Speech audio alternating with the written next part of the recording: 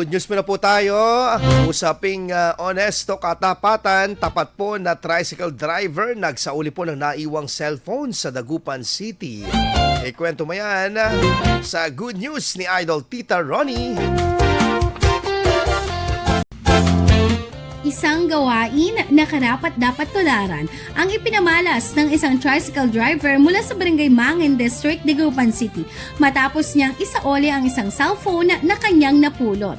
Kuwento ni Idol Julius Magsaoy, abala siya sa pagtatawag ng pasahero nang mapansin niya ang isang cellphone na naiwan sa isang tindahan ng palamig. Sa halip na baliwalain o pag-interesa nito, agad niya itong pinulot at isinuko sa Public Order and Safety Office ng lungsod.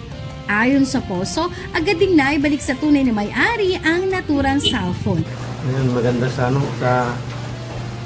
puso, sa pamilya, proud. Ayun po.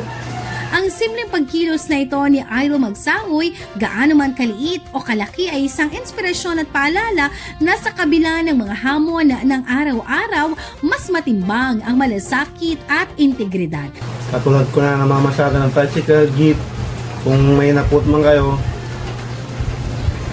huwag kayong magdalang isip na isauli yung kasi mas mahigit pa na darating dyan na yung kung ano yung bibigyan ninyo.